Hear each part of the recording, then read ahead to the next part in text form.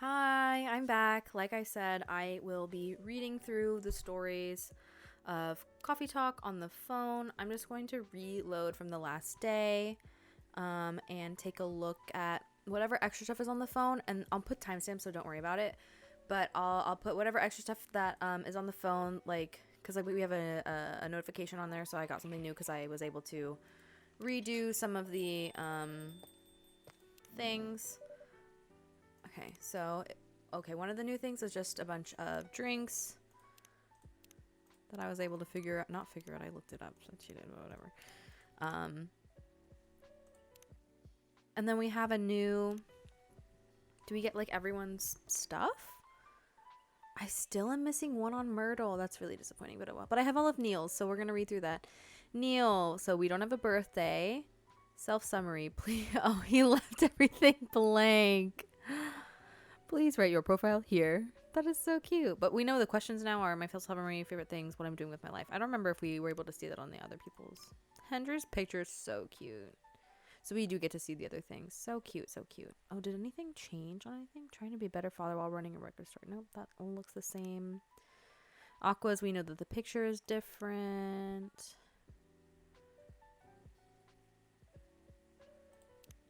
I think everything else looks is Myrtle's the same? I think everything else is the same. It is unfortunate that Myrtle's is the only one that I didn't fill out, but it is what it is. I'm not going to back on that. Okay. As promised, I will be doing... Oh, I'm going to read through the stories. It's just going to... Sorry, I had to clear my throat a bunch, so that's why I look like I'm in a different position than I was in before. I promised that I was going to read through all of the stories for... like that were on the phone. I don't know how long it's going to take, so this is just going to be an extra episode that's going to go up whenever I finish editing it. Obviously you can see my face here, and I'll probably make it bigger to fill up more of the screen than I normally would, because I'm just going to be reading the stories, but the text of the stories will be on the screen. So you can, if you need to like actually see the words, it'll be on there. I'm literally going to read everything that's on this phone because I haven't read through any of it. I don't think I've ever read through it, like even when I played this previously. But this is going to be more of an episode, like it's an extra that you can just put on in the background if you just want some background noise of someone talking. I'm going to use my more calm and chill voice. I don't think I'll be doing like any voices or anything crazy. So yeah, okay. I'm literally even going to read this free trial thing, okay? And then we're just going to go, and then that'll be it. Okay. Your free trial will start tomorrow, September 22nd, 2020. So that's when I started it. Thank you for subscribing to our Fiction Plan free trial. You will have active subscription to our Fiction Plan and will start receiving your daily short stories tomorrow. Hope you enjoy the contents we provide.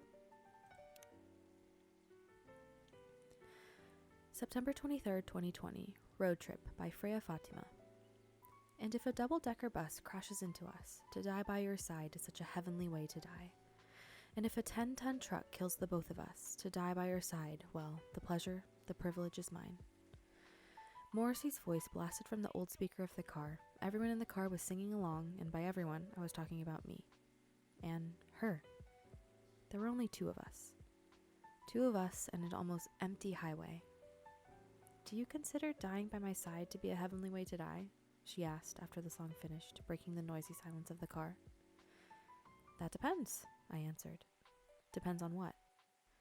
On how we die. I'm sure having a masked psychopath slowly mutilating us while we're holding hands won't be a pleasant experience. Then what kind of demise would you consider a heavenly way to die next to me? That's hard. I'm pretty sure I'd prefer something that's not too painful, though. So, us dying of old age together would be your heavenly way for us to die? Hey, hold on. We just started officially dating yesterday. Don't plan too far ahead. Ouch. What was that for? Meanie. I was just joking. Besides, I'd rather think about a heavenly way to live with you right now. And have you found any answers to that? Look at me and then close your eyes. Just do it. She closed her eyes. I leaned over, getting close to her face. Then, for a moment that felt like 100 years, we kissed. The speedometer was pointing to 100 kilometers an hour, and the highway was almost empty. almost. Ooh, a little cliffhanger. Okay, let's see what the next story is.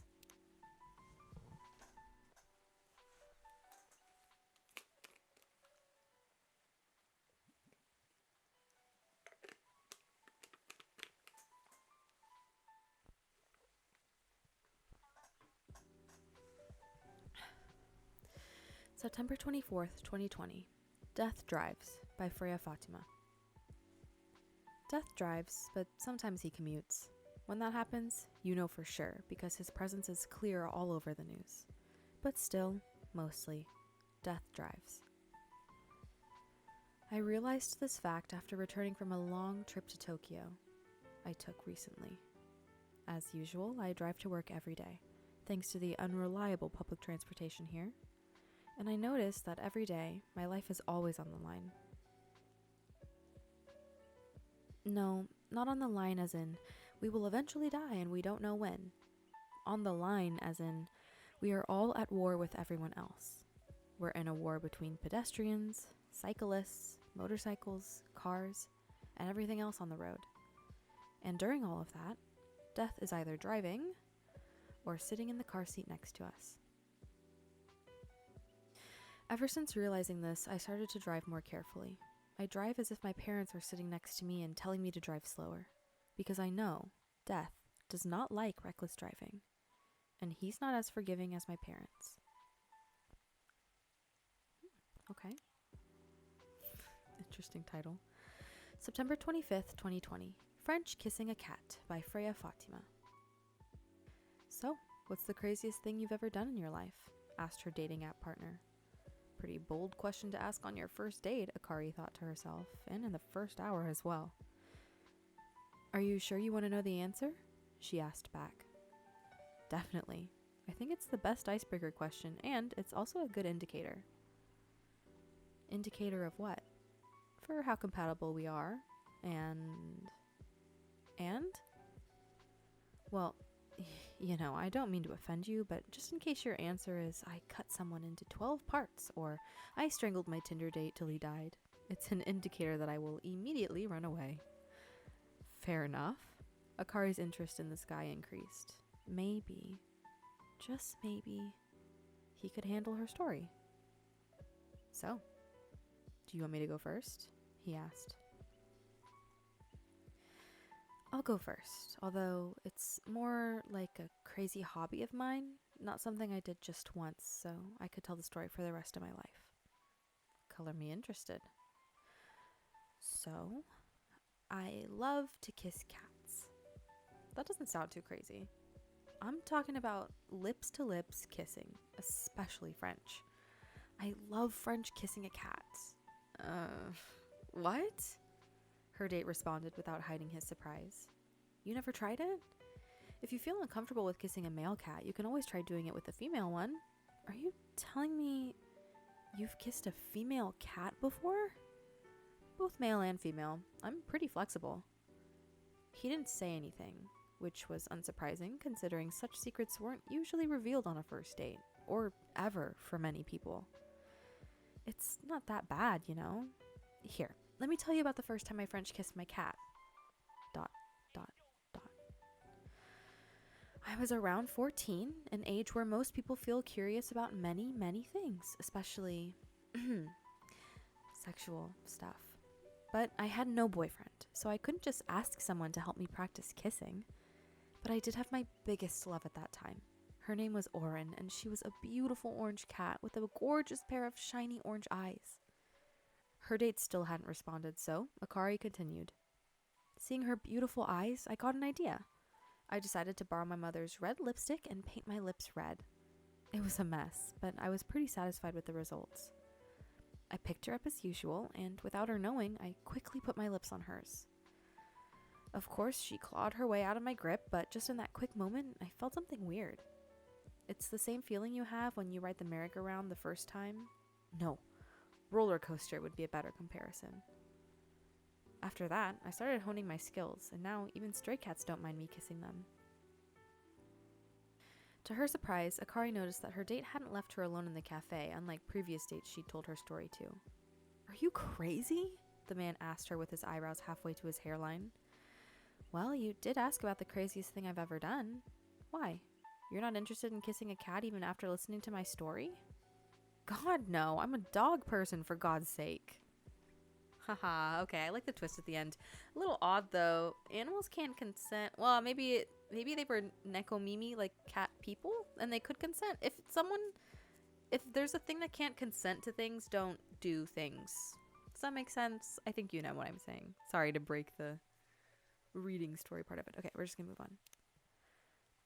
September 26, 2020. Swipe right to outer space by Freya Fatima. Hello there, I'm a female alien. That's what you call us, right? From a planet located in a galaxy the humans call Andromeda. I'm here to make sure my kind can survive longer and spread farther across the universe. That's what was written on her dating app profile. As a sci-fi nerd, I didn't need to think much about swiping right, even though the pictures she was using for her profile were just cosplay silhouettes and weird artsy spaceship-like photos. And here she is now, sipping her cup of Papua Wamena, looking exactly like the dream girl I've always fantasized about. Dark bobbed hair, thick eyebrows, sharp eyes, and a never-ending smile directed right at me. So yeah, I came to this place like 168 hours ago. There were 12 of us, and I'm the lucky one being located in a place with such fantastic drinks, she says after some time spent explaining about her task as an alien. I love sci-fi, but this might be too much. She hasn't said anything about her job, where she was really born, or any other normal stuff. Maybe she's crazy. That must be it. No way such a perfect-looking girl could be perfect on the inside too, I say to myself. So, what's your plan? Are you going to release this story as a novel, comic, game, a movie? I ask her. What story? The story you've been telling me. It sounds like it could be really popular if you adapted it into the right medium. Well, I've been telling the story through social media and dating apps. That's not enough. If it could be adapted to some sort of mainstream media, you could be rich, you know? You could be famous. Famous. Does that mean more of your people would know about my people and our mission? Definitely. And with exposure like that, it should be easier for me to meet humans with high quality seeds. Yeah, I guess. Okay then. Where should I start? Suddenly, my phone starts ringing. It's my best friend. Pardon me for a minute. I need to get this, I say to her as I answer the call. Yo, dude. Who the hell is that chick you're with? She's freaking gorgeous, man. My friend's excited voice meets my ear, an overly loud whisper I'm immediately suspicious of. What? Are you at our usual coffee shop? Yeah, bro, I'm lining up at the counter. Do you see me? Oh, yep. There you are. You lucky bastard. Where did you meet that beauty? Man, I always love it when they grow their hair super long and then color it like that. Huh? What do you mean? The chick, bro, sat right in front of you. She looks like my ideal girl. Long hair, all rainbow colored like that, big eyes, and those cheekbones. I put down my phone and stare at the round-cheeked girl in front of me with a strange mix of emotions. Why are you looking at me like that? She asks. You really are an alien. Yeah? That's what I've been telling you this whole time. Well, screw me. Finally, that was my task all along. So, my place are yours. And please, no protection.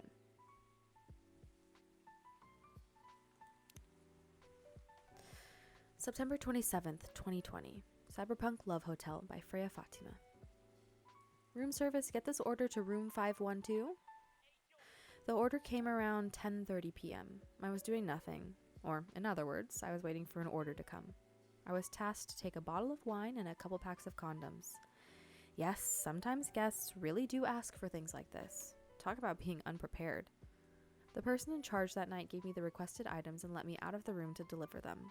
From there, I went to the lobby and waited for the elevator to arrive. While I was waiting, a guest came in behind me and pressed the button to call the elevator. He looked at me in awe. I looked back at him, showing him the smile hotel management taught me. He smiled back. When we got in the elevator, he pushed the button for the 3rd floor. Silence filled the tiny room. As we ascended, the guest pulled his phone from his pocket and started recording me. This again, I thought. I didn't do anything about it.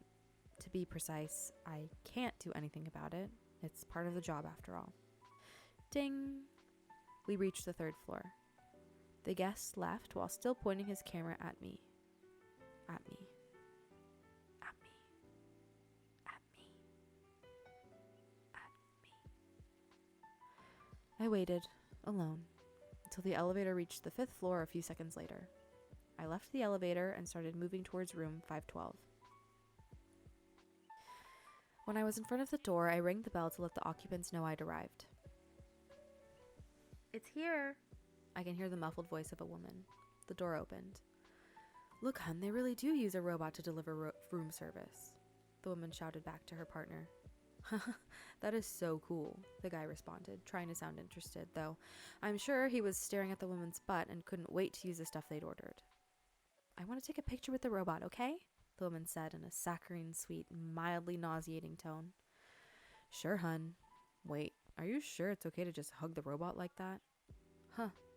Turned out the man could still think with his big brain after all. It's fine. I saw they even have a robot you can have sex with. I'm sure a simple hug won't matter, said the woman. That's a different model. What's next? You're gonna hug a Terminator? I screamed internally. Say cheese then. 1, 2, 3. Flash. It looks so cute. I was hoping it might look more human-like though. Maybe they don't have the technology for that yet? Said the adult woman who still hadn't grasped the concept of look but don't touch. Okay, come on, darling. This robot has got other things to do. Let's just take our order and let it do its work. They took their order and closed the door. Oh, humans. How the hell did your people manage to survive for so long in this universe? I wondered, as I trundled back down to my room. Oh, that's kind of sad. I liked that one. That one was nice.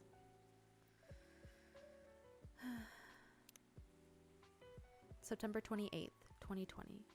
The Anxious Boy and His Love Stories on Public Transport by Freya Fatima.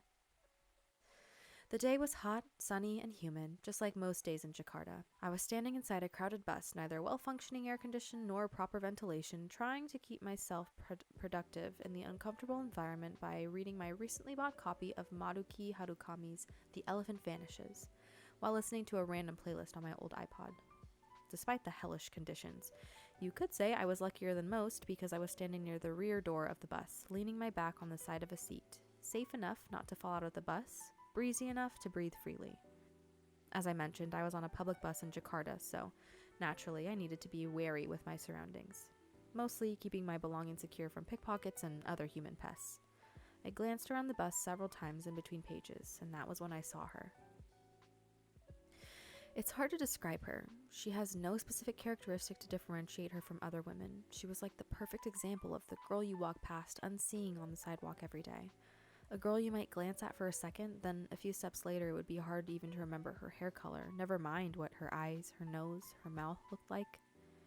She was standing near the front door of the bus, not leaning on anything or anyone, not touching the bacteria-infested hand grip on the ceiling of the bus. Although, to be fair, it might have been hard for her to reach that grip anyway. But still, she stood there with the perfect balance of a tree rooted in healthy soil. She stood as if somebody had silently put the Venus de Milo on the bus, and she somehow fit perfectly without anyone noticing it happening. She was wearing a pair of earphones, wired, just like the headphones were supposed to be, and a slight smile on her face. Sometimes she closed her eyes for a few moments, enjoying the music only she could hear. Her eyes rarely stayed in one place. They kept wandering around the bus. Not too fast like someone anxious, not too slow like someone looking at something specific. Maybe she's the one, I thought. This isn't the first time a thought like this has crossed my mind. As a hopeless romantic, seeing any woman who piques my interest will immediately trigger a story in my imagination. A story of how I'll approach them, get to know them, with the proviso that they're just as I imagined them to be. Start dating, get married, have kids, grow old in our home, and so on and so on. Random cuties. That's what I call them. Unicorns among horses. The term doesn't apply to any cute girls I see, of course. It has to be someone special. Or at least someone I imagine to be special. The thing is, automatically imagining those stories whenever I happen across a random cutie isn't healthy. It puts a toll on my mind and, of course, my heart. It creates a lot of unhealthy expectations before any opportunities even arise. Oh shit. She looked at me. We made eye contact for a brief flash of seconds. I immediately returned to my book. Did she notice me staring at her? Did she see what I was thinking? My mind won't stop spinning, overthinking, while my pulse beats double time in my ears. I continue staring at my book. With what just happened, I obviously can't read it properly. My eyes were looking at the words, but nothing was being processed other than thoughts of her. I glanced back at her, and she was staring at me. Eye contact more than once. It has to mean something. Should I approach her and introduce myself? Yes, I should, but what if things go wrong? What's the worst thing that could happen if we introduce ourselves? First, it's a crowded bus, and moving from the rear door to the front will definitely annoy some people. Second, what if after we approach her, she becomes annoyed and, oh, come on, you're overthinking as usual. Nothing bad will happen even if she does get annoyed. Don't dismiss me. Nothing bad will happen. Well, she might scream and say I'm a pervert, and then the whole bus will beat me to death. Oh, and the worst option, what if we introduce ourselves and then it turns out she's not like we imagined her to be? All that time and energy will be wasted, exchanged for years of agony. Everything will be fine. Don't worry so much. No matter what happens second, we still have to try something first. No, there's too much at risk. That debate is still raging inside my head, and that's when it happens. We make eye contact again. But this time it lasts longer than a few seconds. And then she smiled at me. Just a small curve on those perfectly average, beautiful lips. I quickly return to my book. See, you have to do something. But remember the girl with the violin we saw on the train to Yogyakarta a few years ago? Of course I remember. Exactly. She was just a random person that sat across from you on the train. We don't even remember what month it was, and yet we still remember the maroon coat she was wearing, the violin case she put in the overhead compartment, her reddish hair, and that pixie cut. Stop it. That was different. And we might have saved ourselves a lot of embarrassment by not talking to her. The thoughts, the noise, the internal dialogue, it won't stop. I was sweating, but not because of the heat. A cold sweat. This had to stop. Stop! I screamed internally. Everything stopped. And just in time, my old iPod randomly shuffled to Explosions in the Spaces.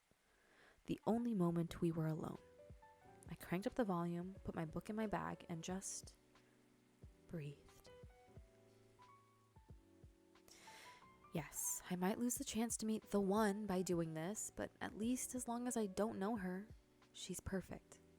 As far as I know, she might be listening to Explosions in the Space. As far as I know, she might be a big fan of Harukami and Final Dreams 9. As far as I know, she might be single. As far as I know, she might be the 100% perfect match for me that I believe can exist if my knowledge of her goes any farther than what I know right now. Besides, as the old saying goes, if it's meant to be, it will be. The bus stopped in front of Plaza Senayan, my destination. It was time for me to go. I decided not to look in her direction as I left, knowing that if I looked at her, it would be the last time I ever saw her. That's too hard for a hopeless romantic like me. I left the bus and enjoyed the warm sun and the breeze of fresh air, finally out of that metal Schrodinger's box. That's when it happened. I turned my head to the right, and there she was. Standing alone, enjoying the breeze. Now she was free of the roasting metal box we humans named Bus. She turned her head to the left, showing a glimmer of surprise at seeing me standing there. After that, she smiled. So, if it's meant to be, it will be? September 29th, 2020. A Stray Boy and a Lonely Cat. By Freya Fatima. Midnight. The boy arrives at his home. The ticking sound of the cooling engine fills the dark, empty garage, followed by the scrape of the rusty metal door being forcefully closed. He leaves the garage, and there she is, waiting for him to come back home. She always waits in the same spot, around the same time. The boy always smiles when he sees her. Meow, the cat calls the boy, demanding the treatment she always receives from him every night in the same spot around the same time. He laughs quietly as he walks up to join her. You've been waiting for me, haven't you? Here, come here, says the boy to the cat while he pets her fur. The cat purrs loudly and refuses to stand still.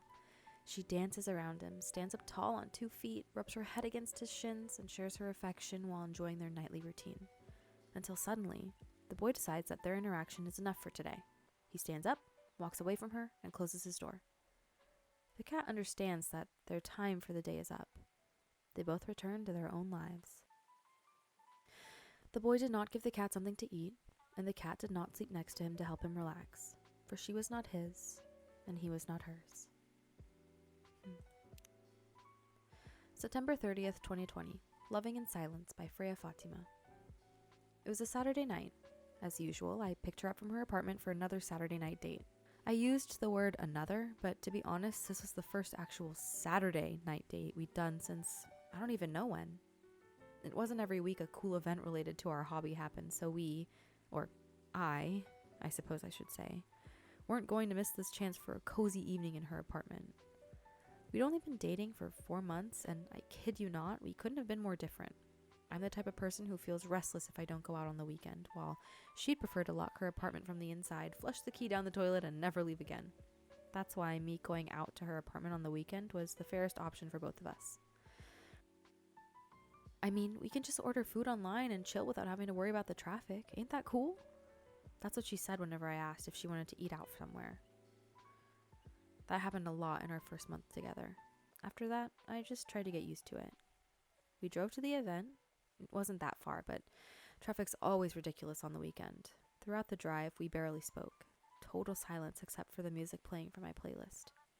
If she knew the song, we would sing along to the song. If not, then total silence it was.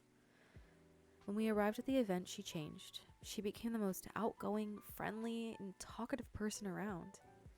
Even I was nothing compared to her, and I usually consider myself a very talkative person. We said hi to everyone we knew, and some we didn't. Then we tried all the games being showcased there. We sat next to each other, trying one game after another, commenting on the story, art, music, gameplay, atmosphere, any other aspects you might use to judge a game. But when we played, we just played. No talking during the playthrough. Total silence, as if she was recharging spent energy from all the interacting she'd done before. Back in her apartment, we didn't talk much. She made 2 cups of green tea latte for both of us, and then we watched Netflix together with only a few words traded. "Don't you feel bored dating me?" she asked. "Really? This again?" "I know, I'm sorry to bring this up again, but you were so silent today, I thought you were mad at me." "Honey, I'm not mad at you. Why would I be?" "I don't know, it's just that I'm super introverted. You're super extroverted, and there are times when I feel like I'm holding you back from your true self." "You're just overthinking things, honey. Tonight was amazing, and I can't thank you enough for being willing to join me and sacrifice your stay-at-home relaxation time. We both know how much you love staying in and how rarely you get the chance to do it." "Why do you like me?" "You've asked that question a dozen times in the last 4 months, you know." I nudged her and smiled. I just wanted to make sure," she said, and started crying. Hey, don't be sad, it's okay. And to answer your question, I don't know why I like you." That answer again. Because it's true. All I know is I feel comfortable around you. I just feel happy, calm, and I don't know. Do I need to know? That sounds dangerous, liking someone without knowing the reason. Oh, believe me, dear, I was confused for the longest time before I realized. It's actually the best feeling I've ever had. How about you? Why do you like me? Who said I liked you? I was speechless for a moment. She grinned at me and giggled through the remains of her tears. You should have seen your face. Oh my God. Don't mess around with me like that. You almost gave me a heart attack. Good. It means you weren't lying about your feelings. She smiled. You haven't answered my question. It's a secret. That's not fair. I told you mine. I hate to break it to you, but don't know is not a proper answer, my dear. But it's an honest one. I know. We stayed silent again. So, that was my introvert girlfriend and me. My answer to her was obviously a lie. Not knowing why you like someone is super scary. But I never imagined being able to feel like that for anyone other than her. At least, that's how I wish things could be, I thought. as I drove back home, alone in my car, in total silence. October 1st, 2020. The Only Reason to Learn How to Fly by Freya Fatima. It happened again, I told her as I exhaled smoke. What? I took the train once to get here and fell in love twice. Not this again, she sighed, looking like she wanted to stub her own cigarette out on my face. I just can't help it. She said nothing. It's way easier, you know? Seeing someone from afar, letting your imagination roam as you daydream about he or she lives, ignoring the fact that what you see is not the way they really are. It's way easier. You can't keep doing this to yourself. You know you need something real. I mean, this might be a stupid suggestion, but you're still using that dating app, right? Try to be more open-minded while you use it. I agree. Good. I agree that it was a stupid suggestion. She looked pissed. I couldn't blame her. It's not like this was the first time we'd talked about this. In fact, this conversation tended to happen around once a season. You need to stop overthinking. Go out and stop putting impossible expectations on people. You know I can't do that. I've tried. I get overexcited at any opportunity. And how's that served you so far? Now I was the one who said nothing. I'm afraid, I said. Of what? Of what will come later. I'm afraid that even if I find the right person for me, the people around me won't accept them. Whoever they are. Screw the people around you. Another stupid suggestion. I could be jailed for that. Okay. She took a long drag of her cigarette and narrowed her eyes at me. What happened to you recently? Huh? You don't usually overthink quite this much, so something must have just happened. The truth is, something did happen. Something too silly to even be discussed, but she knew me. She knew about my problems, so I told her. I watched a stand-up comedy show. Seriously, it's true. I watched one of my favorite stand-up comedians. I knew he'd recently got married to someone he loves, someone I thought was very similar to him.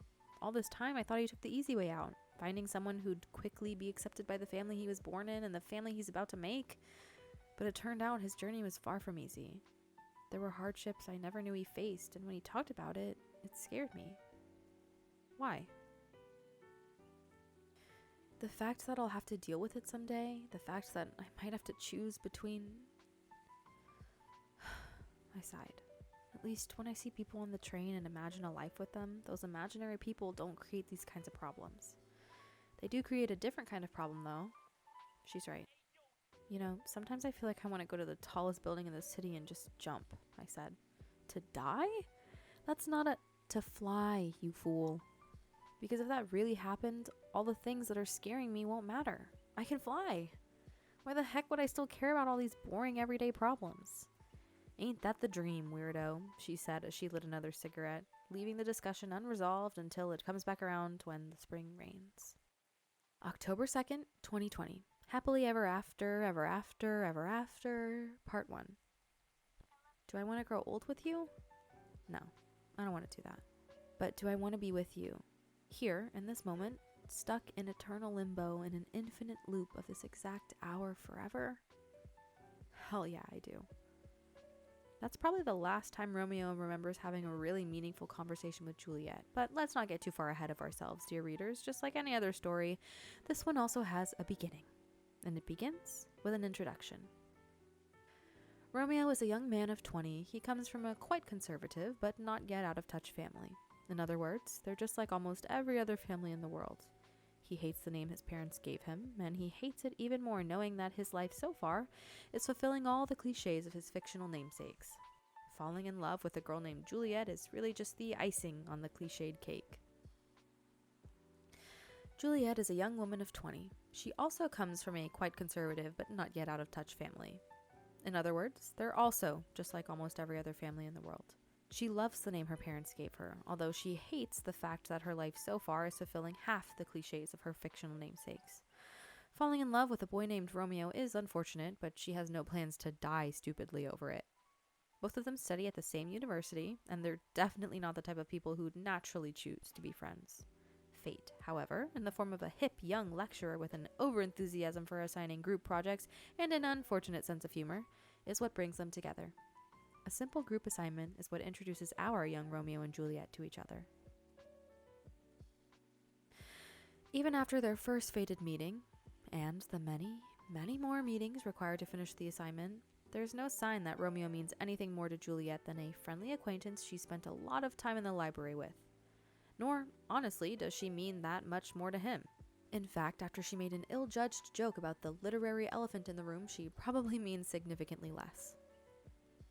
But as time goes on, and as the group assignments keep coming without the lecturer ever assigning new partners, Romeo and Juliet become closer. They both begin to see things in the other that they hadn't noticed before. Though for Romeo, that fact is rather frightening. How could I fall for somebody like her? And name's Juliet, no less? I can't accept it. My mind's just playing tricks on me. Again and again, around and around, his thoughts chase themselves whenever he sees her. The day is Monday, and Romeo has a class he needs to attend. However, something is different. Normally a relatively anxious fellow, he finds going to a class requires a lot of willpower. Today, however, he finds himself hurrying to get there. He knows why, of course, but he refuses to admit it to himself quite yet. The first thing Romeo does when he opens the door is to look at a specific table, the table where Juliet always sits. To his unacknowledged disappointment, the table is now empty. Shoot, mutters Romeo under his breath. He doesn't curse because Juliet is not there, of course. Rather, he curses because noticing this was the first thing he did upon entering the room. After sitting in his usual place, Romeo reopens the book and begins reading. Every time someone opens the door, Romeo turns immediately to look and quietly whispers a curse. Again, he is not cursing because he is disappointed it is not Juliet who enters. He is cursing because he turned to look. A few minutes before the class begins, Juliet finally arrives, announcing herself and her friend with a braying laugh as she does so. That sound used to be one of the most annoying sounds in the world, at least as far as Romeo was concerned. But today, it brings a small smile to his face. Shoot, curses Romeo again, after he realizes he just smiled at the sound. Is Romeo in love? He probably is, but he doesn't want to admit that. Falling in love with Juliet is dangerous, extremely dangerous. They come from completely different backgrounds, they have different skin colors, and they worship different gods. He has no problem with interracial relationships, of course, he doesn't. But he never expected it to happen to him. This simply will not do. I need to talk to you. Romeo looks up. Juliet is standing over his table. Her jaw is set, but her eyes are worried, and he completely forgets all about his own problems. What's up? He asks. Can you keep a secret? It's really important. Sure, I guess I can. Good enough, because I really need someone to talk to. So Juliet sits down and begins telling her story to Romeo. She talks about the problems she's been facing over the past few months, how they affect her study, about how he's not the first person she's talked to about this, on, and Romeo listens to every word. Eventually, Juliet stops talking and sits quietly. Romeo thinks that she looks somehow lighter than she did before she began talking. He doesn't know how to react to what she told him. He tries giving her some advice. Really stupid advice, he thinks as soon as he said it. But he believes it's probably much better than just listening and nodding and watching her walk away. He doesn't think he wants her to walk away from him. He thinks about this. One thing is for sure, Juliet trusts Romeo as a friend. They've shared a secret now. Even though Juliet has shared the same secret with others before him, this still makes Romeo happy. So damn happy. How pathetic am I being happy because someone I like came and told me she's not? Romeo thinks, and then shakes his head like a dog shaking off water. After sharing everything she had wanted to share, Juliet starts talking about lighter topics. Soon, they are joking freely, the dark mood of earlier almost completely dissipated. Just before Juliet leaves, Romeo asks her something. Why did you tell me all that? Well, I don't really know. I think I can trust you, and you're one of those rare few people who can talk to people directly without sugarcoating everything. It's refreshing. She shrugs. I guess that's why. What Juliet said is true, but Romeo finds it amusing that even though he normally speaks directly to everyone he knows, he can't do that with Juliet. He's not himself when she's around, or so he believes. After that conversation, Romeo falls even more helplessly in love with Juliet. It's stupid, he thinks, as someone who rarely falls so hard for anyone, but Juliet is driving him crazy. And the fact that she makes him feel the closest thing to love he's felt in years, yet a big wall of cultures, norms, and other societal traditions stands between them, hurts him even more. That is, of course, if Juliet is even into him anyway. As weeks go by, Juliet and Romeo become closer.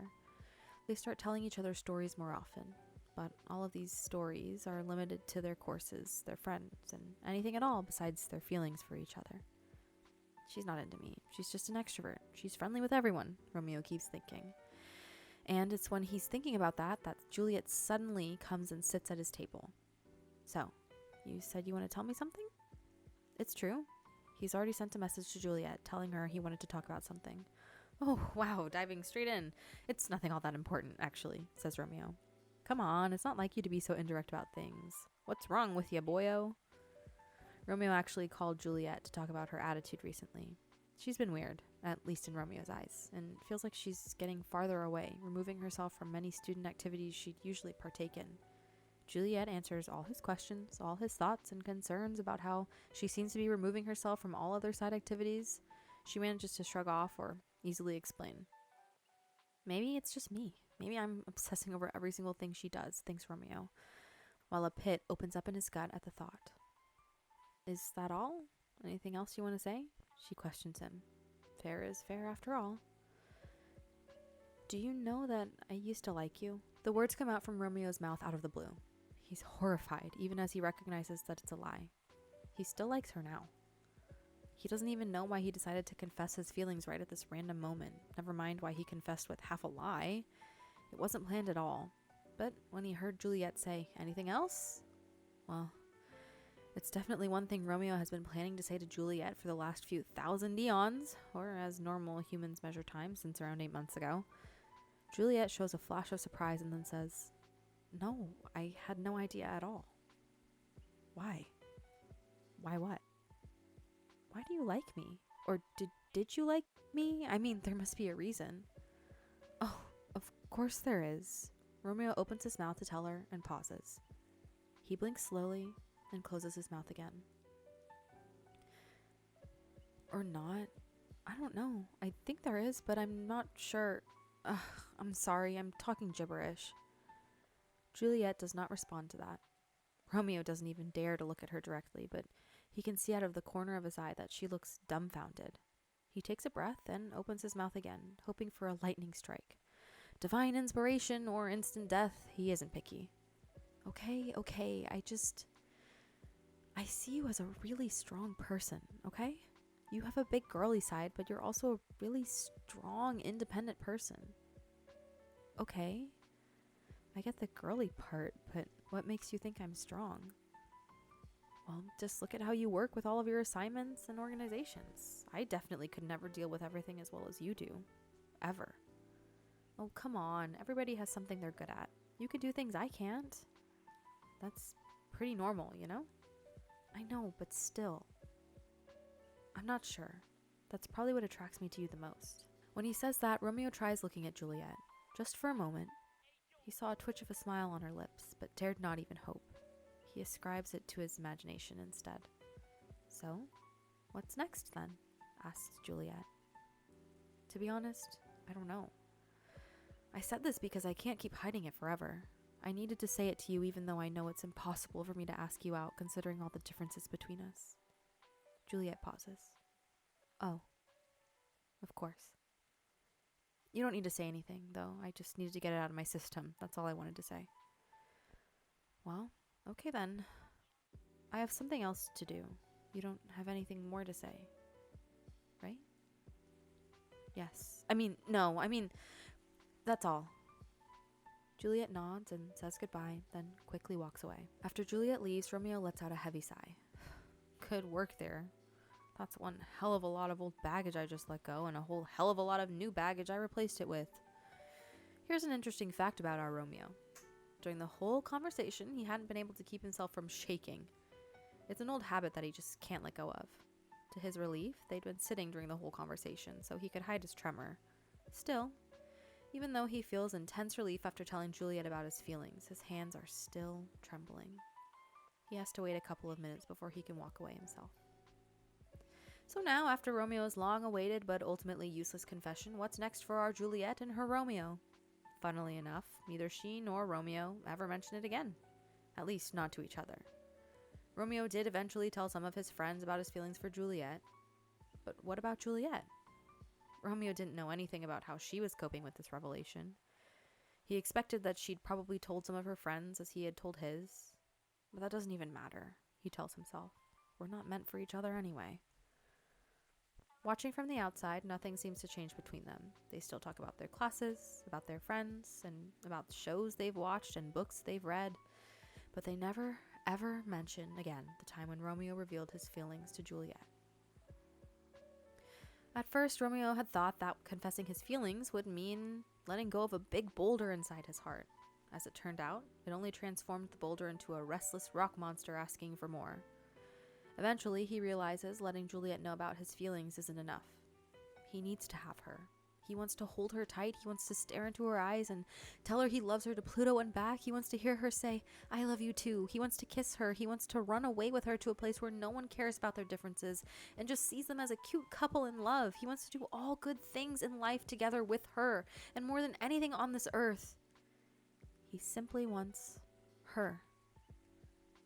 The feeling is killing him. How could she be acting normally after that revelation? Does it mean his feelings mean nothing to her at all? The peak of his emotions comes one day when our hero is falling asleep. Suddenly, his body is drenched in sweat.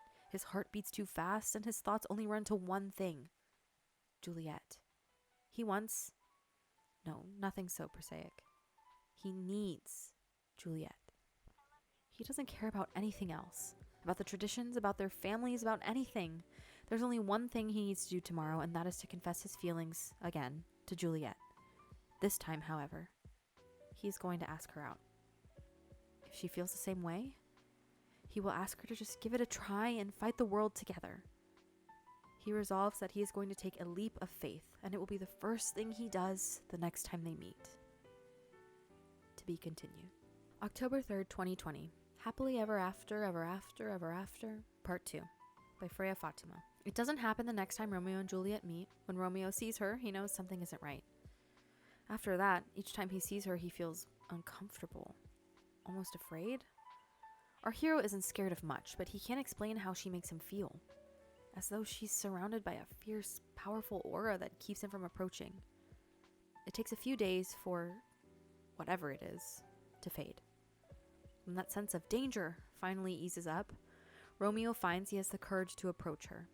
Cunningly, he waits until the end of a night class when both of them are ready to go home. "Hey, Jules, are you heading back? Let me drive you home." "No, it's fine. I'll just call an Uber. I have something I need to tell you, though." Her expression quickly changes to one Romeo's never seen before. An uncomfortable-looking mixture between happy, sad, and angry. He finds he doesn't know what to call it. She peers at him. "What's it about?" "It's about... the thing I told you a few months ago?" The slight smile he saw when he first confessed his feelings returns to her face.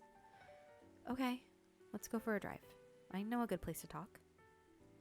Juliet directs Romeo sporadically, and they chat normally to fill the intervening time until they reach what she reveals to be their destination, a large, dark, empty park. "Huh, I didn't know there was a park around here."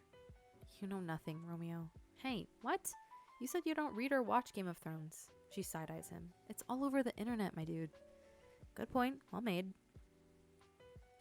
Our heroes climb over the locked gate and meander slowly along the paths until they find a bench, and an unspoken decision has them both sit down at the same time. By this point, it's close to midnight. The drive had been long, and he'd driven slower than usual to stretch out their time together.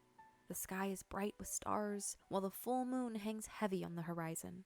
A warm and gentle breeze brings with it the scent of wet earth and green, growing things, and far distant clouds tease them with the idea of rain before morning. It is, Romeo feels, perfect, as though God had created it especially for them in this moment. "So," says Juliet, lowering her gaze from the milky splash of stars above them to meet his eyes, "what do you want to talk to me about?"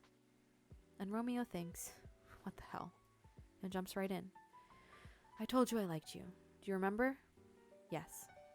It was a lie. Her eyes narrow. "What do you mean?" Oh, careful, dear Romeo. You should not play with a woman's heart. I still like you. I never stopped liking you, and every day I like you more, and I don't think I can go another day without telling you how I feel. Oh, I know. His jaw snaps shut, and he blinks rapidly. This is not what he thought she would say. What? Is it that obvious? No, but it was kind of easy to guess. Okay. So there's that. And, you know, when I first told you how I felt, I thought it would help me clear my head. I wanted it to, but since then, it's haunted me. Why did I want that? I think of you and I want to see you. I see you and I want to talk to you. He continues, laying bare all the things he's been thinking of these past weeks, culminating in an impassioned plea. I know it probably won't end well, but I want to be with you. I want us to try. Juliet takes his hand and squeezes it, feels the tremble in his fingers, and says nothing about it. Romeo, I like you, she begins, and his heart near bursts. I like you a lot, and not only as a friend, but you know that with our backgrounds and our families, it's impossible for us to be together. I know that, Juliet, I know, but I really like spending time with you. Whenever I talk to you, I feel so happy and so scared. Why would you feel scared? Because I don't want to say anything that will make you think less of me. I want to look perfect in front of you, even though whenever we're together, it feels like I can only show all of my imperfections. Hey, nobody's perfect. They sit quietly for a moment, still holding hands. Romeo stares at their intertwined fingers while Juliet watches the breeze ripple through the trees. It still feels weird, our heroine muses, almost to herself. You told me that you liked me, and I thought it could never work. And then you said the same, and I was disappointed somehow. And now here you are telling me to forget about the rules, and I'm the only one saying they're important.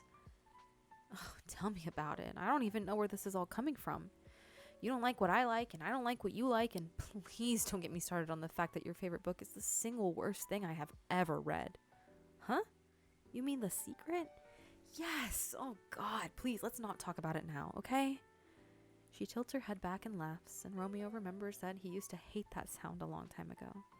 Okay, let's not talk about it, but if you know that a relationship won't go well, why do you keep telling me how you feel? Why don't you just try to forget me? I've tried, he sighs, squeezing her hand gently. But every conversation with you is enough to make me remember that you mean so much to me. You don't listen to explosions in the sky, but you're what I think of whenever I do. You don't play video games as much as me, but you on my team is what I want the most whenever I play a multiplayer game. We pray to different gods, but your face is the one that appears whenever I pray for a good future. Juliet doesn't say anything. She just looks into his eyes while listening to everything he's been keeping in his head and his heart for a long time. Before this, I always thought that when I fell in love with someone, it would be a person that I wanted to grow old with. Do I want to grow old with you? No, I don't want to do that. But do I want to be with you here in this moment, stuck in eternal limbo in an infinite loop of this exact hour forever? Hell yeah, I do. Neither Romeo nor Juliet speak for some time after that. They just keep staring at each other. They don't know what it is, but they surely feel something strange, something magical is happening between them now. A delicate thing which twists in the air around them, young and oh so fragile.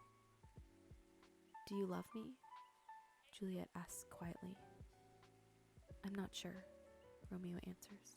But if it's not love, then I don't know what is.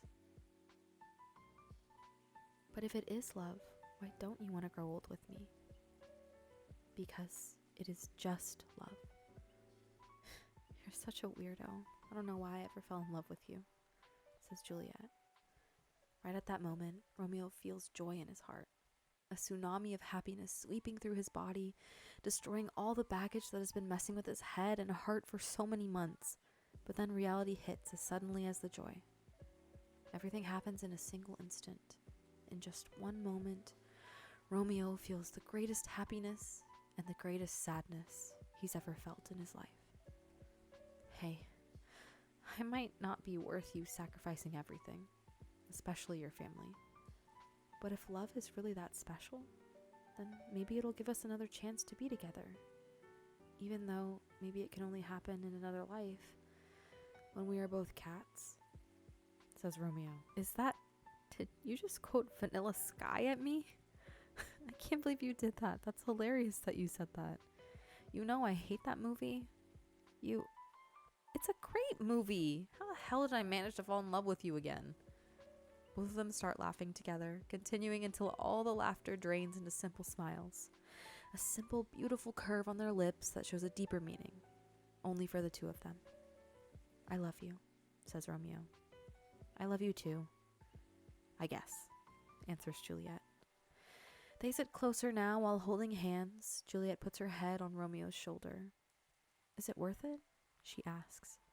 For now, right at this moment, it's totally worth it. But whether that feeling will last as time goes by, as more people find out about it, I don't know. Juliet sighs quietly. Life sucks sometimes. Life sucks most of the time. That's why I want to make this moment last forever, if that's even possible. It's possible, if we believe it. Is that what that weird book taught you? Laughs Romeo. Shut up, Juliet answers and pinches his hand. They stay silent again for a while. Hey, kiss me. The words come from Juliet. Romeo doesn't really know how to react to that. Why? He asks. I've heard people say that a kiss is a magical thing. It can stop time or take you to the future in an instant. I've heard that story. I always thought it was silly, though. The situation we're stuck in is pretty silly, too, you know? Good point, he allows. Well made. So. They stare at each other. As they lean in, they close their eyes. When their lips touch for the first time, it's the strangest sensation either of them has ever felt. Everything feels so magical. It feels as if time has stopped, only for them. As if they're in an infinite loop of that exact moment. To be continued. October 4th, 2020. Happily Ever After, Ever After, Ever After, Part 3, by Freya Fatima. Romeo comes awake with a gasp, his mind already whirling as he tries to make sense of what's happening. Was it just a dream, he thinks? Please forgive him, dear readers. He's barely awake. He has no idea how, or when, he got home, but he's still wearing yesterday's clothes, and he experiences the unwashed, uncomfortable feeling that comes with waking after falling asleep fully dressed. Then he remembers. Juliet! What happened to her? He rifles through blankets and pockets until he finds his cell phone and immediately fires off a message to her. He won't admit it. Will barely remember it through the haze of panic. But he spends the next 14 minutes and 10 seconds staring fixedly at it until it vibrates in his hand and he drops it to the floor. Romeo! Juliet's voice is muffled by the carpet, but he doesn't think he's ever been so relieved to hear it. Where are you? Are you all right? I'm fine. What about you? I'm okay. We need to talk. Something's definitely different. Romeo opens his mouth to agree before he even realizes how he feels. He's been so weighed down by his feelings for so long that he hadn't noticed that something changed until Juliet brought it up. Waking up has been bad for so long, but today he feels different. Today he feels good. When Romeo arrives at the coffee shop, Juliet is already there. She waits while he orders an Americano, patiently sipping her orange juice until he joins her. So, Romeo says as he seats himself opposite Juliet. What happened last night? She shrugs, shakes her head, the picture of honest confusion. I'm not sure, but I felt kind of light when I woke up this morning. Yeah, that's a good way of describing it. I feel like a part of me is missing. She nods in agreement, and they're quiet for a time. Juliet plays with her straw, the paper melting quickly in the icy remnants of her drink. She trails off and tries again. Do you actually remember what happened last night? Kind of? Romeo frowns and grimaces. I'm not sure, though. How do you feel about me now? Asks Juliet. He pauses to consider. I don't know. I still like you. A lot, in fact. But it's certainly a different kind of feeling to the last few months. That's exactly how I feel. He sighs explosively. What the hell happened? Juliet leans in, holds his gaze, lowers her voice. I'm not sure myself, but I have this theory. Maybe, and I know it sounds wild, but hear me out. Just maybe the parts of us that fell in love with the other somehow left us last night. They separated themselves from this world, making their own where time loops an exact moment over and over and over again. Romeo looks her in the eye without blinking for a long moment, then bursts out laughing. You're a complete madwoman, you know that? That's just... You're not even the one who likes sci-fi and fantasy. Oh, shut it, boyo, she huffs at him and crosses her arms as she leans back. No, seriously, he waves a hand at her. The fact that theory came out of your mouth is crazier than the theory itself. Her lip twitches and then she's laughing with him, and for a glorious moment the air is filled with pure and uncomplicated good humor. When the laughter winds down, they each find that they can't stop grinning at the other, and it's beautiful and just like it used to be. A thought occurs to Romeo and he opens his mouth and Juliet immediately points a finger at him. Shut up. He closes his mouth but keeps grinning, hands held up in surrender. You can't say it isn't possible, though, she defends herself with a wry shrug. Romeo tilts his head. Nothing is impossible. So, what now? What now? What? I mean, what happens to us now? He looks around and shrugs. We just live normally, I guess. It's been months, if not eons, since I could talk to you normally like this, and honestly, it feels awesome. She laughs, and it's so much easier than it has been in a long time. Yeah, I know. She smiles at him. So, we're good then? We're better than good, I guess, answers Romeo. Good point, Juliet nods. Well made. After that, life goes on for Romeo and Juliet. They're still good friends. They both found their loves. The one who shares their interests, that doesn't force them to sacrifice too many things in life, yet still makes them feel like the happiest person on earth. They grow old together, as good friends, not as lovers. And what about the Romeo and Juliet who burn with love for each other? Readers, I'll tell you. That couple is still sitting on their bench in the park on that clear and perfect night, and they'll stay there until the end of time. They've created their own world without other people meddling, judging, forcing compromises. For the rest of eternity, they'll have each other and their pure, naive young love, and nothing will ever change that. Some people say that on a clear night with the promise of dawn rain, when the Milky Way flows across the sky and the full moon hangs low, you can see a young couple sitting on a bench in the park, but only out of the corner of your eye, and only if you've room for romance in your soul. Is it true, you ask me? Does it matter? I reply. Surely it doesn't matter to anyone else on earth, and it certainly doesn't matter to them.